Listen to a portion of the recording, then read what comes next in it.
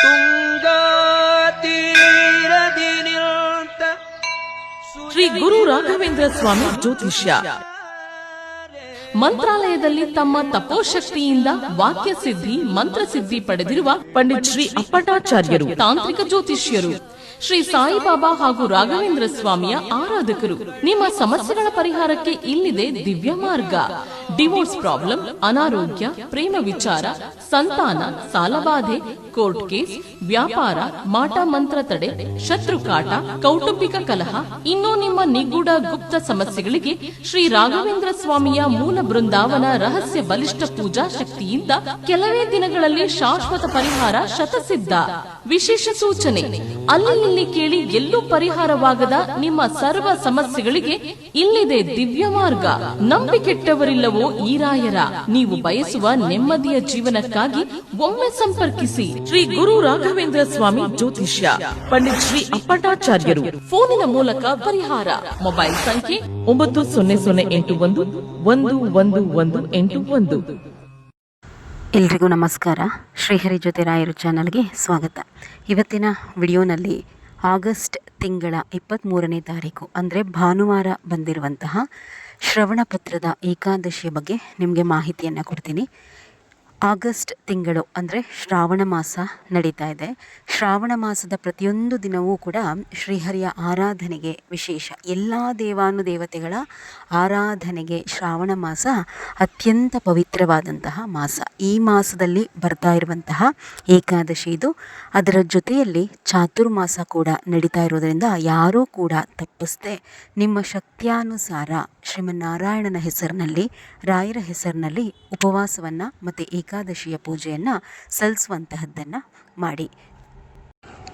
ಭಾನುವಾರ ಏಕಾದಶಿ ಬಂದರೆ ಶನಿವಾರ ದಶಮಿ ಬರುವಂತಹದ್ದು, ಸೋಮವಾರ ದ್ವಾದಶಿ ಬರುವಂತಹದ್ದು.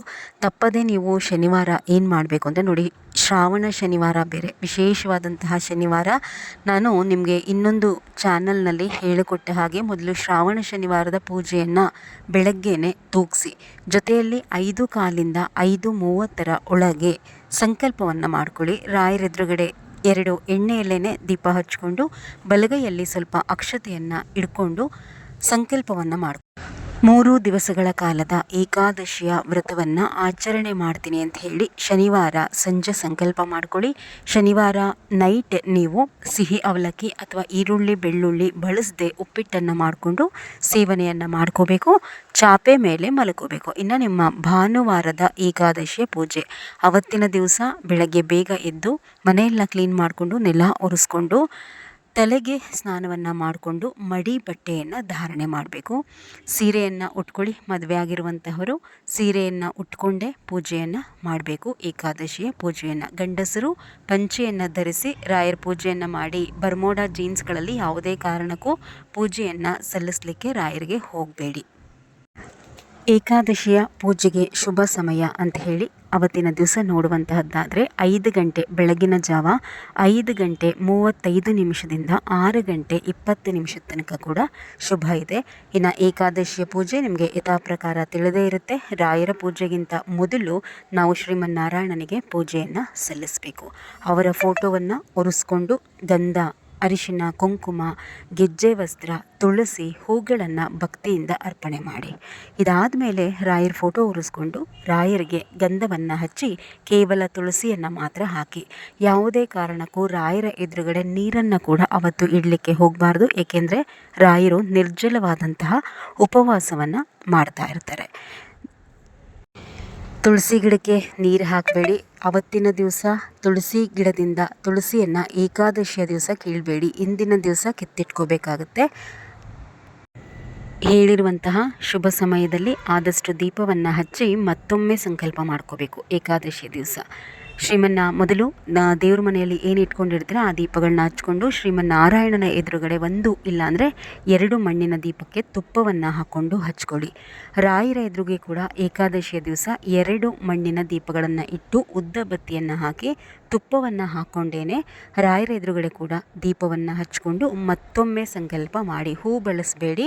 ಏಕಾದಶಿಯ ದಿವಸ ತುಳಸಿ ಎಲೆಯನ್ನು ಇಟ್ಕೊಂಡು ಬಲಗೈಯಲ್ಲಿ ಹಳದಿ ಅಕ್ಷತೆಯನ್ನು ಇಟ್ಕೊಂಡು ಏನೆಲ್ಲ ಮನೆಯಲ್ಲಿ ಕಷ್ಟಗಳಿದೆ, ಏನು ಇಷ್ಟಾರ್ಥ ಈಡೇರಿಕೆಗೋಸ್ಕರ ಏಕಾದಶಿ ಉಪವಾಸವನ್ನು ಮಾಡ್ತಾ ಇದ್ದೀರಾ ಅಂತ ಹೇಳಿ ರಾಯರಲ್ಲಿ ಭಿನ್ನಹ ಮಾಡಿಕೊಂಡು ಅರ್ಧ ರಾಯರ ಪಾದದ ಹತ್ರ, ಇನ್ನೊಂದು ಅರ್ಧ ಶ್ರೀಮನ್ನಾರಾಯಣನ ಪಾದದ ಬಳಿಗೆ ಹಾಕಿಬಿಡಿ.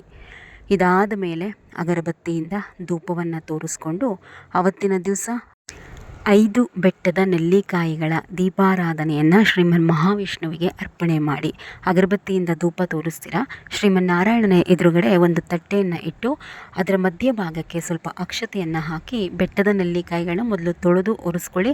ತೊಟ್ಟು ಮೇಲ್ಭಾಗಕ್ಕೆ ಬರಬೇಕು, ಆ ರೀತಿ ಇಟ್ಟು ಪ್ರತಿ ಬೆಟ್ಟದ ನೆಲ್ಲಿಕಾಯಿಗೂ ಕೂಡ ಅರಿಶಿನ ಕುಂಕುಮ ಇಟ್ಟು ಒಂದು ಬೆಟ್ಟದ ನೆಲ್ಲಿಕಾಯಿ ಮೇಲೆ 2 ತುಪ್ಪದಲ್ಲಿ ನೆನೆಸಿರುವಂತಹ ಹೂಬತ್ತಿಯನ್ನು, ಒಂದು ನೆಲ್ಲಿಕಾಯಿ ಮೇಲೆ 2 ಬತ್ತಿಯನ್ನು ಇಟ್ಕೊಳ್ಳಿ.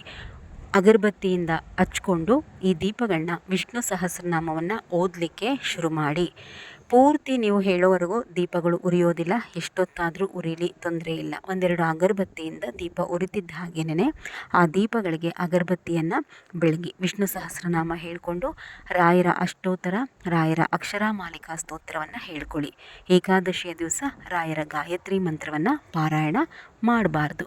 ಎಲ್ಲ ಸ್ತೋತ್ರಗಳಾದಮೇಲೆ 2 ತುಪ್ಪದ ಬತ್ತಿಯಿಂದ ಆರತಿ ಕೊಟ್ಟು ಶ್ರೀಮನ್ ಮಹಾವಿಷ್ಣುವಿಗೆ ಹಣ್ಣುಗಳನ್ನು ಏನಾದರೂ ನೈವೇದ್ಯ ತೋರಿಸಿ. ಇನ್ಯಾವುದೇ ದೇವತೆಗಳಿಗೂ ಕೂಡ ನೈವೇದ್ಯ ಇಡೋದಕ್ಕೆ ಬರೋದಿಲ್ಲ. ಇದಾದಮೇಲೆ ಮಹಾಮಂಗಳಾರತಿಯನ್ನು ಮಾಡ್ಕೋಬೋದು. ಇದು ನಿಮ್ಮ ಏಕಾದಶಿಯ ಪೂಜೆ. ಇನ್ನು ಉಪವಾಸ ಅಂತ ಹೇಳಿ ಬಂದಾಗ ಹೆಣ್ಮಕ್ಳು ಹಾಲು, ಹಣ್ಣು, ನೀರನ್ನು ತಗೊಳ್ಳಿ.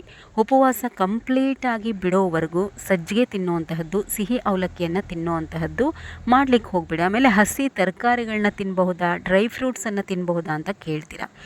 ಯಾವುದೇ ಕಾರಣಕ್ಕೂ ಹಸಿ ತರಕಾರಿಗಳನ್ನು ಕೂಡ ನೀವು ಉಪವಾಸ ಇರುವಂತಹ ಸಂದರ್ಭದಲ್ಲಿ ತಿನ್ನಲಿಕ್ಕೆ ಬರೋದಿಲ್ಲ. ಜೊತೆಯಲ್ಲಿ ಡ್ರೈ ಫ್ರೂಟ್ಸ್ಗಳು ಕೂಡ ಉಪವಾಸದ ಸಮಯದಲ್ಲಿ ಬೇಡ. ಹಾಲು ತಗೊಳ್ಳಿ. ಬೇರೆ ಹಣ್ಣುಗಳು ಉಪ್ಪು ಹಾಕ್ಕೊಂಡು ತಿನ್ನಬಾರ್ದು. ಹಣ್ಣುಗಳಿಗೆ ಉಪ್ಪು ವರ್ಜ್ಯ ಇರುತ್ತೆ. ಹಾಲು, ಹಣ್ಣು, ನೀರು. ತುಂಬ ಕಾಫಿ ಟೀ ಕುಡಿಬೇಡಿ. ಉಪವಾಸ ಇರ್ತೀನಿ ಅಂತ ಹೇಳಿ ಕಾಫಿ ಟೀ ಕುಡಿದಷ್ಟು ದೇಹ ಸುಸ್ತಾಗಲಿಕ್ಕೆ ಪ್ರಾರಂಭ ಆಗುತ್ತೆ. ಇನ್ನು ಗಂಡ್ಮಕ್ಳು ಸಾಧ್ಯವಾದರೆ ನೀರನ್ನು ಕುಡಿದಲೇ ಉಪವಾಸವನ್ನು ಮಾಡಿ. ಚಾತುರ್ಮಾಸದ ಏಕಾದಶಿಗಳು ತುಂಬ ಫಲವನ್ನು ಕೊಡುತ್ತೆ. ಇಲ್ಲ ಆಗೋದೇ ಇಲ್ಲ ಅಂದರೆ ನೀವು ಕೂಡ ಹಾಲು, ಹಣ್ಣು, ನೀರನ್ನು ತೆಗೆದುಕೊಳ್ಬಹುದು.